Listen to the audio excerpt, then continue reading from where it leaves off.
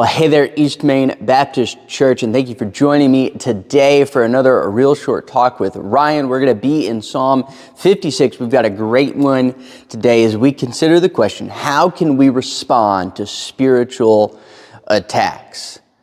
All right, that's really what's happening here. David is undergoing a physical attack.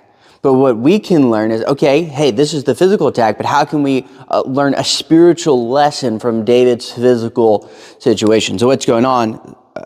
Psalm 56, verse 1, David is praying. He says, "Be gracious to me, O God, for man tramples on me all day long. An attacker oppresses me. My enemies trample on me all day long, for many attack me proudly." Right? He is being physically oppressed. He is being attacked. He has enemies pressing in. But what we need to understand right off the bat is the reality that we are facing a spiritual battle, right? We have an enemy, and that enemy goes by the name of Satan, the devil. He desires to attack you. He desires to oppress you. He desires to make you doubt God's goodness. He desires to make you less effective for the kingdom of God. If you are already a Christian, he wants to make you ineffective. He wants people to look at your life and not see beauty and awe and wonder at the goodness of God. He wants people to see, oh, well, they're miserable and they're a Christian, so why do I need to be a Christian? If you're not a Christian already, the enemy is attacking you to say, hey, you don't need to be a Christian. Why do you need God? Let me give you the good things that you need. Let me convince you that God is not on your side. So we are facing a reality called spiritual warfare that we don't think about nearly enough. So how can we respond when these attacks come? One, it's just this, an awareness of it. The enemy's greatest tactic is to make us think that we're not really in a battle, but we are. We are going to face this.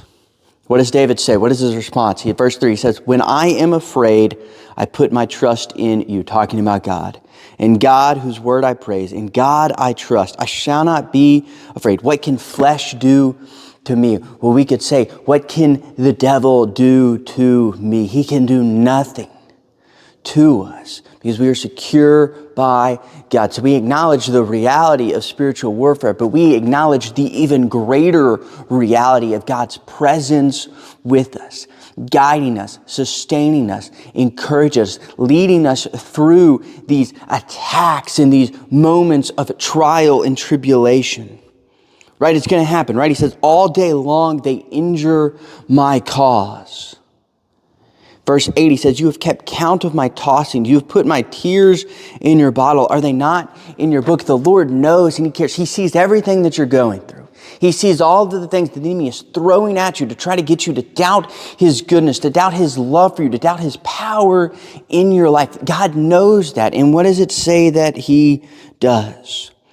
"Then my enemies will turn back in the day when I call. Why? This I know, that God is for me." We can cry out to Him when we're going through these things. Why? Because God is for us. God cares. God is with us. "In God, whose word I praise, in the Lord, whose word I praise, in God I trust. I shall not be afraid. What can man do to me?" Man, the devil, nothing can do anything to you. Ultimately, that matters. Why? Because God is with you. God is for you. So yes, when we're facing spiritual attack, how do we respond? We acknowledge the reality of those attacks. We need to live with an awareness of what is actually going on, but then we live with the even bigger awareness of the greater reality that God is for you. So who can be against you? Hey, thanks for tuning in. This week, we'll be back next week. Until then, go and glorify His name.